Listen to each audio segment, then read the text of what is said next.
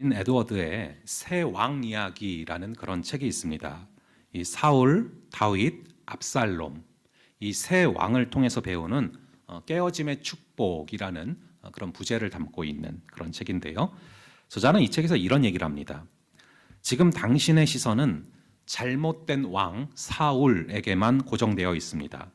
당신이 당신을 괴롭히는 왕에게만 집중을 한다면 지금 겪는 고통의 원인으로 계속 그 사람만을 탓하며 비난할 것입니다. 하지만 주의하십시오. 하나님의 시선은 또 다른 사울에게 고정되어 있습니다. 바로 당신 안에 있는 사울을 주님은 주목하고 계십니다. 저는 이 부분이 굉장히 와닿더라고요. 우리는 사무엘서를 묵상해 나가면서 내 안에 있는 사울을 우리가 분명히 주목을 해야 합니다. 그리고 또 내 안에 있는 이 사무엘의 또 믿음을 깨워야 합니다. 그런 과정들을 통해서 내가 깨져야 될 부분이 무엇인가를 우리가 배워 나갈 때 점점 예수님을 닮아갈 수 있게 되는 것이죠. 이번 주 월요일 새벽에 담임 목사님께서 이 메타인지 이것에 대한 말씀을 좀 하셨거든요. 이 메타인지는 내가 뭐를 알고 있고 또 내가 뭐를 모르고 있고 이것을 아는 건데요. 이걸 좀 더 확장시켜서 내 강점이 뭔지 그리고 내 약점이 뭔지를 잘 파악하고 있어야, 즉 메타인지를 잘해야 하나님께 쓰임 받는다, 뭐 그런 얘기입니다. 그런 의미에서 이 사무엘상은 저희한테 주는 인사이트가 참 많은 책이다라는 그런 생각이 듭니다. 우리가 흔히 사울 하면은 그 결말을 다 알고 있기 때문에 이 사울에게서 우리가 도대체 뭘 배울 수 있을까 싶은데요. 사울에게 역사하신 그 하나님은요, 여전히 신실한 하나님이시고 여전히 신실하게 역사하셨고, 그렇기 때문에 사울에게 역사하셨던 그 하나님의 손길에 대해서, 그리고 이 사울이 넘어졌던 부분들이 나 역시도 충분히 넘어질 수 있는 그런 부분들이기 때문에 그런 부분, 즉 내 안에 사울을 발견하는 그 과정은 우리에게 분명히 줄 수 있는 유익이 크다라고 생각을 합니다.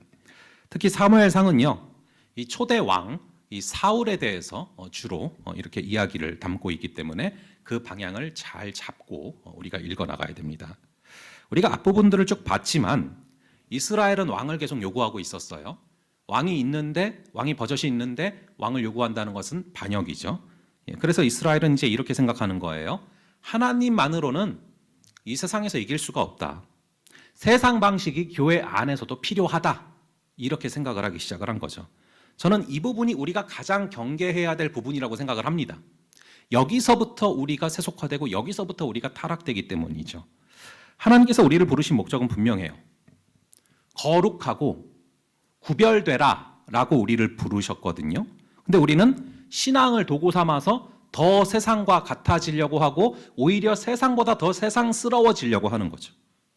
그럼에도 하나님께서는 그런 우리의 요구조차도 허락을 하실 때가 있는데요. 그것은 그들의 선택이 옳은 선택이라 허락을 하시는 것이 아니고요. 잘못된 길을 걸어가는 그런 과정들을 통해서도 결국 우리에게 최선이 무엇인가 이것을 발견하는 그런 계기가 될 것을 아시기 때문에 허락을 하시는 것이죠. 자, 그러면은 이스라엘에게 왕을 허락하시는 그 장면을 한번 볼게요. 저희 한번 17절, 18절, 19절이거든요. 이 세 구절을 한번 다시 볼 건데요. 너희는 너희를 모든 재난과 고통 중에서 친히 구원하여 내신 너희의 하나님을 오늘 버리고 이르기를 우리 위에 왕을 세우라 하는도다.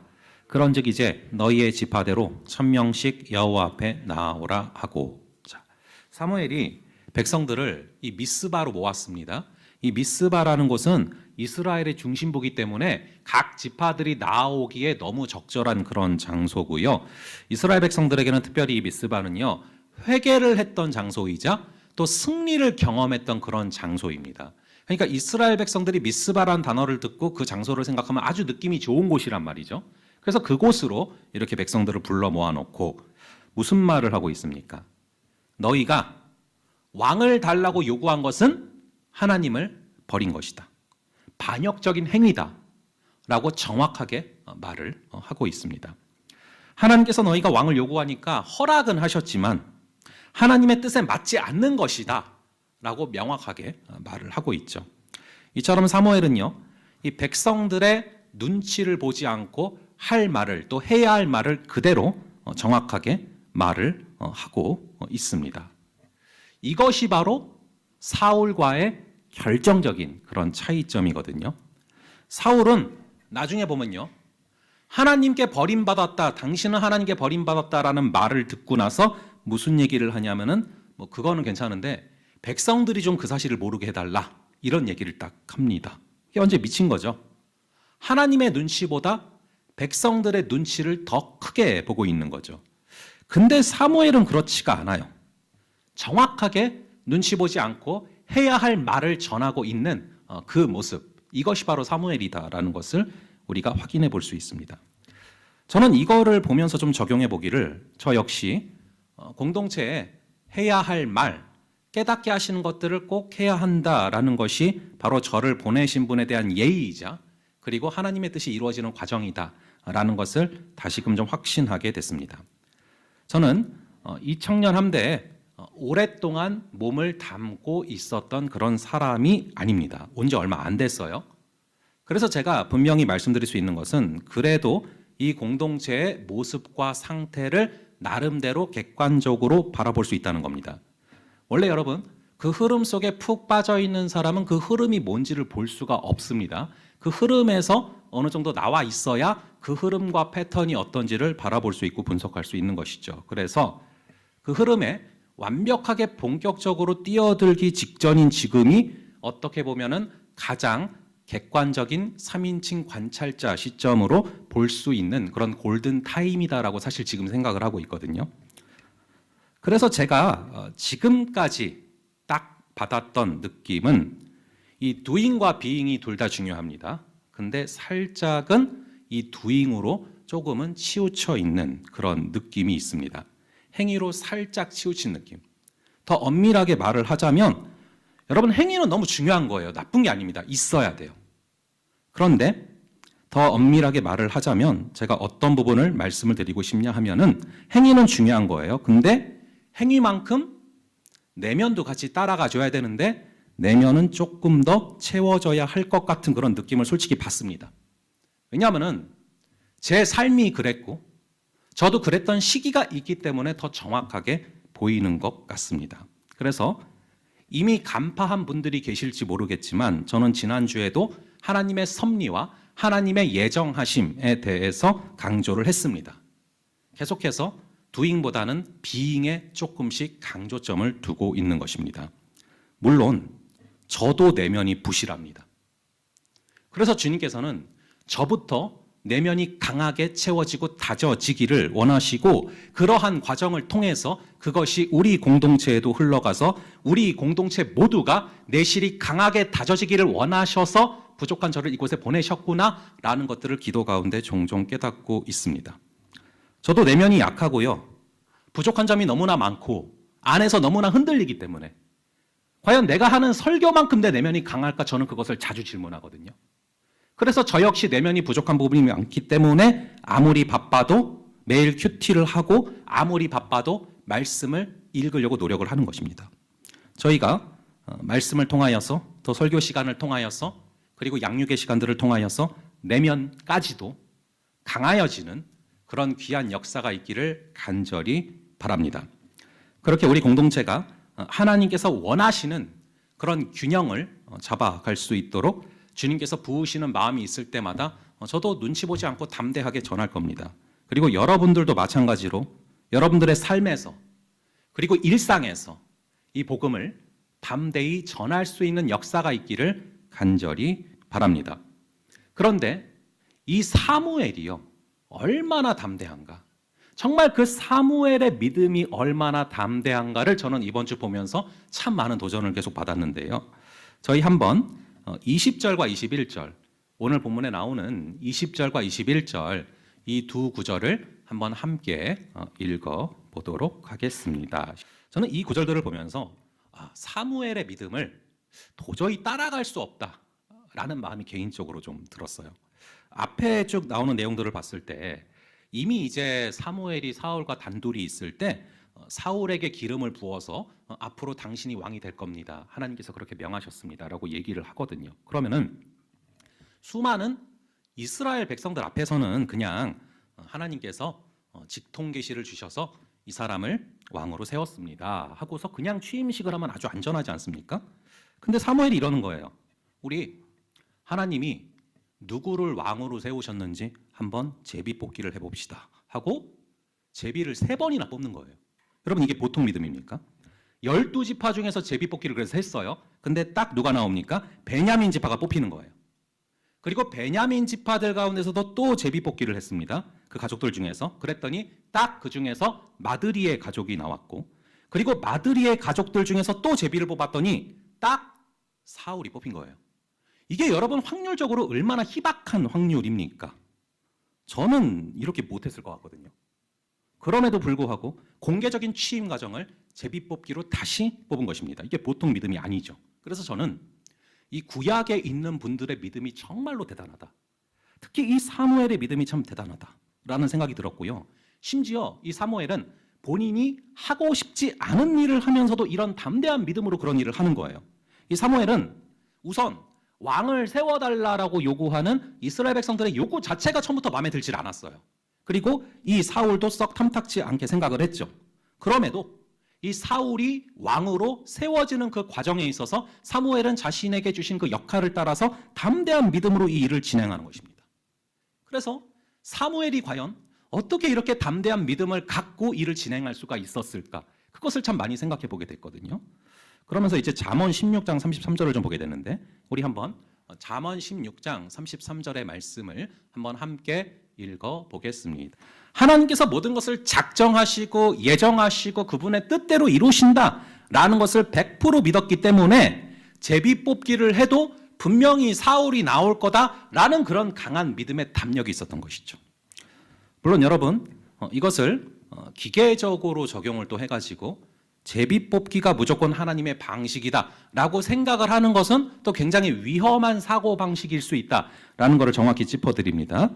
이 성경에 등장하는 마지막 제비뽑기가 어디에 나타나냐면은 사도행전 1장에 나와요. 거기에 보시면은 12제자 중에서 가롯 유다가 죽었단 말이에요.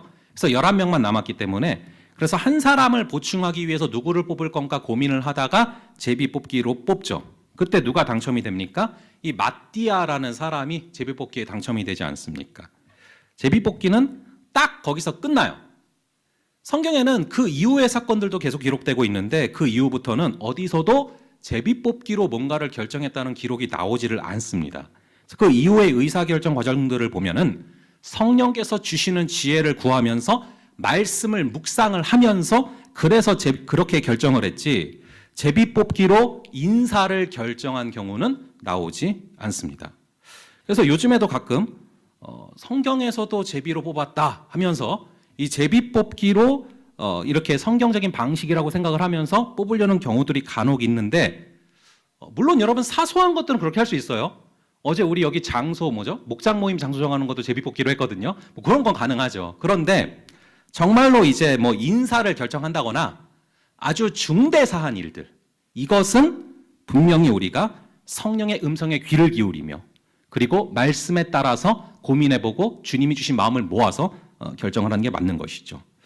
그래서 오늘 본문에서는 그럼에도 불구하고 이 제비뽑기로 기가 막히게 사울이 뽑히게 됩니다. 하나님께서는 이미 사울을 뽑기로 마음을 먹어 놓으셨지만 백성들 앞에서도 공개적으로 제비로 뽑히는 과정을 보여주심으로 그 권위를 인정해 주시는 것이죠. 그런데 문제는 22절에서 벌어져요. 우리 한번 22절을 한번 볼게요. 22절의 말씀 한번 함께 읽어 보겠습니다.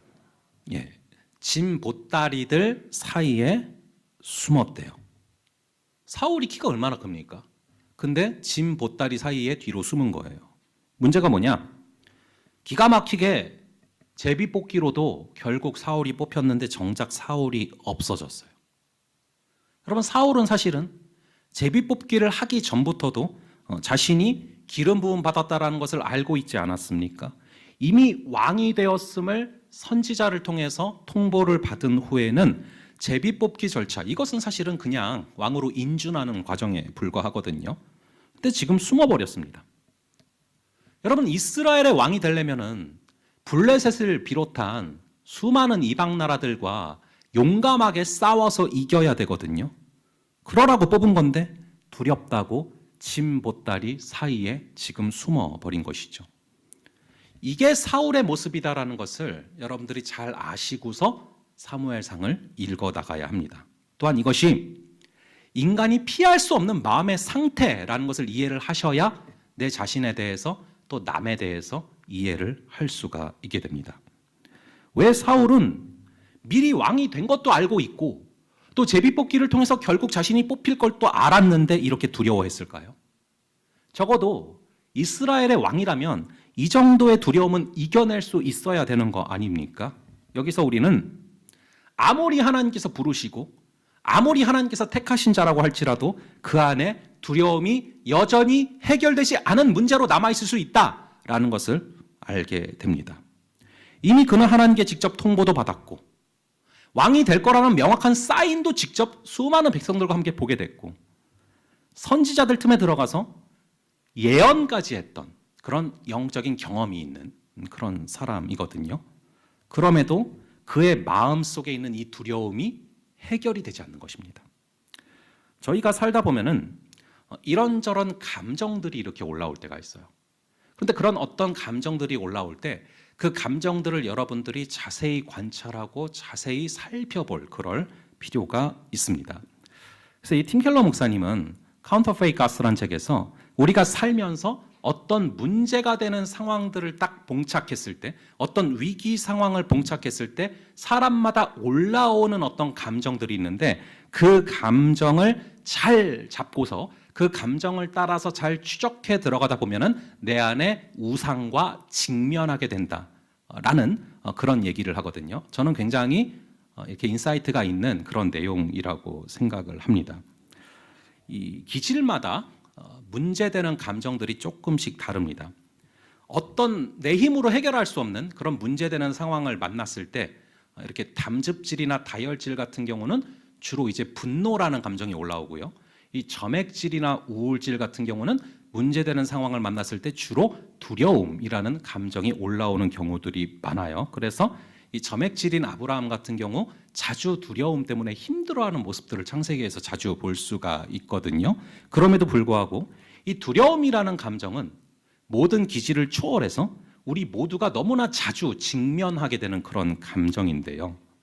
우리 역시 사울이 왕인 것처럼 우리를 왕 같은 제사장으로 세우셨는데요. 그럼에도 불구하고 우리 안에 두려움이 생기는 이유가 뭡니까? 왜 우리는 살면서 두려움 때문에 자주 무너지는가? 이걸 우리가 솔직히 직면할 필요가 있는데요. 오늘 사울을 보면은 왕으로 세우는 이 대관식 앞에서, 이 복된 자리 앞에서 숨어버리는 것이죠. 두려움 때문에. 여러분, 이게 겸손일까요? 겸손 때문에 사울이 숨었을까요? 이후에 살펴보면은 사울은 겸손으로 보이긴 하지만 사실상 뒤의 내용들을 보면은 철저히 위장된 겸손이다라는 걸 알 수 있거든요. 겸손이라기보다는 열등감이 굉장히 강한 사람이고요. 그래서 열등감의 또 다른 이름이 우월감이기 때문에 조금만 뒤로 가면은 또 우월감에 또 빠져서 아주 잘못된 선택을 해서 공동체를 힘들게 만들어버리는 그런 모습들도 기록이 된단 말이죠. 그럼 여러분, 도대체 사울이 이렇게 두려워하는 이유가 뭡니까? 이유가 굉장히 간단해요. 사울이 이렇게 두려워하는 이유 아주 간단합니다. 여전히 사울은 내가 너무나 중요한 거예요. 내 자신을 중요하게 여기기 시작을 하면요, 사람들의 시선과 평가가 두려워지기 시작을 하거든요. 왕이 되려는 그 순간에 그 두려움이 찾아온 것입니다. 그래서 아까 말씀드린 것처럼 나중에 보면 사울은 하나님께 버림받았다라는 말을 듣고 나서 뭐라고 말을 합니까? 백성들만큼은 좀 그거를 모르게 해달라, 뭐 이런 얘기를 하고 있거든요. 여러분, 그런 상황이 닥쳤을 때는 회개를 하는 게 정상 아닙니까? 왕의 자리에 내려오더라도, 왕의 자리를 포기하더라도 내려와서 하나님 앞에 회개를 하는 게 먼저 아닙니까? 그만큼 사울은 사람들의 시선과 평가를 두려워했기 때문에, 자기 자신이 너무나 중요했기 때문에 이렇게 두려워서 숨어버리는 것이죠. 내가 누군가를 평가하는 기준이 있고 다른 사람들도 그 기준으로 나를 평가할 거다라고 생각하는 사람은 이 두려움에서 벗어날 수가 없습니다. 여러분, 내 자신의 기준이라는 것 자체가 그렇게 엄밀한 게 아니거든요. 정확한 기준이 아니거든요.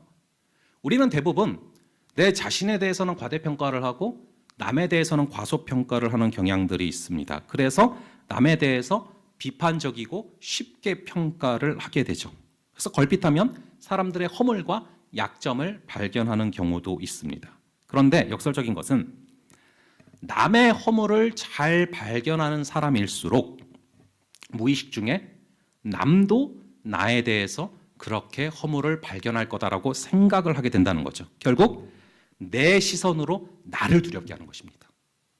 내가 휘두른 칼날로 내가 피를 흘리듯 두려워하게 되는 것이죠. 그래서 내 자신이 중요해지면 중요해질수록 우리는 말할 수 없는 그런 두려움에 사로잡히게 되는 것입니다. 예수님께서는 이런 우리의 비판하는 버릇을 너무 잘 아시기 때문에 이렇게 말씀을 하셨어요. 우리 한번 마태복음 7장 5절의 말씀을 한번 함께 읽어보겠습니다. 여기서 예수님은 정확하게 남을 판단하고 비판하는 자들이 곧 외식하는 자요 위선자라고 정확히 말씀을 하십니다. 그러면서 내 눈에 있는 들보를 보지 못하기 때문에 남의 눈에 있는 티를 빼려고 한다. 여러분, 티가 더 작은 거 아시죠? 예, 그래서 남의 눈에 있는 티를 빼려고 한다는 거죠. 이 말씀이 예수님의 말씀임을 믿는다면 남의 눈에 티가 보이기 시작할 때 우리는 어떻게 해야 되는 것입니까? 아, 내 눈에 들보가 있구나. 이걸 깨달아야 되는 거예요. 그리고 내 눈에 들보부터 해결을 해야 된다는 것입니다. 이 말씀은 창문으로도 주셨지만 거울로 주셨다라는 것을 절대 잊으면 안 됩니다.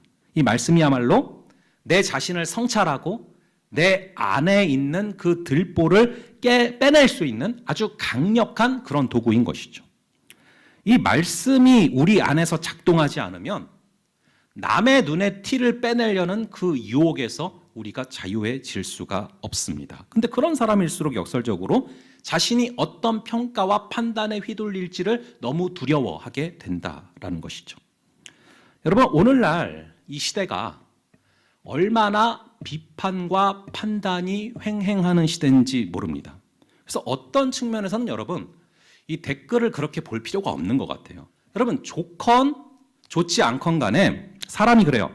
아무리 99가지 좋은 얘기를 들었어도 한 가지 나쁜 얘기를 들으면 거기에 마음이 메어버리고 신경이 쓰이고 계속 거기에 묶여버리는 게 이 사람의 심성입니다. 그래서 우리가 이런 시대를 살아가고 있기 때문에 뭐를 보고 가야 될지, 뭐를 보지 말고 가야 될지를 우리가 잘 분별을 해야 되고요. 어떤 사람의 판단을 존중해야 될지, 또 어떤 사람의 판단을 흘려보내야 될지를 잘 분별해야 됩니다. 그래서 바울은 고린도 후서에서 이런 얘기를 합니다. 내가 사람의 말을 아주 작게 여기노라.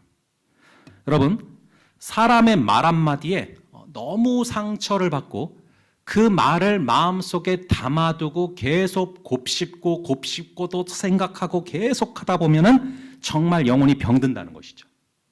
여러분, 사람의 말도 당연히 이제 우리가 생각은 해봐야죠. 생각은 해보고 고민은 해봐야 되겠지만 우리가 정말로 묵상해야 될 것, 정말로 마음에 담아둬야 될 것은 하나님의 말씀인 줄로 믿습니다. 자, 우리가 이어서 26절과 27절 한번 볼게요. 어떻게 우리를 구원하겠느냐 하고 멸시하며 예물을 바치지 아니하였으나 그는 잠잠하였더라. 자, 모든 절차가 끝나고 결국은 사울이 왕이 됐습니다. 근데 여러분, 이 왕은요, 말 그대로 첫 번째 왕 아닙니까? 그냥 백성들 앞에서 왕이라고 대관식을 치렀을 뿐이지 무슨 왕궁이 있겠습니까? 뭐 비서실장이 있겠습니까? 아무것도 없는 거죠. 그냥 단순히 앞으로 왕이다 라고 인준만 이렇게 받은 것입니다. 그리고 나서 다시 이게 끝나고 나서 백성들을 다 집으로 돌려보내는 거죠.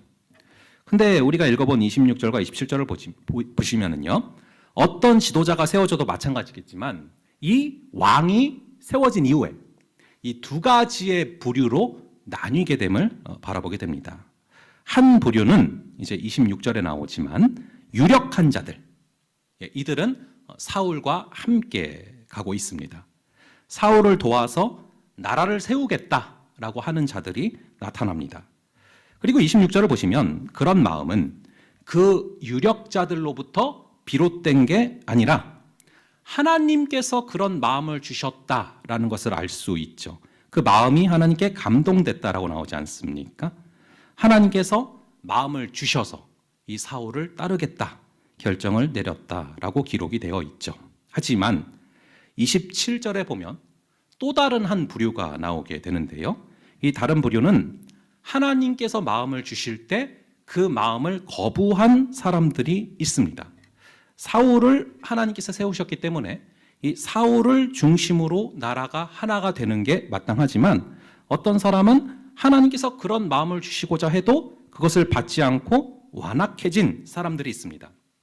그런 사람들을 오늘 구절에서는 무슨 단어로 기록을 하고 있습니까? 불량배라고 기록을 하고 있습니다. 그래서 이 불량배라는 단어가 상당히 어감이 좀 안 좋은 그런 단어 아닙니까? 이 불량배 하면 기분 나쁘잖아요. 불량배.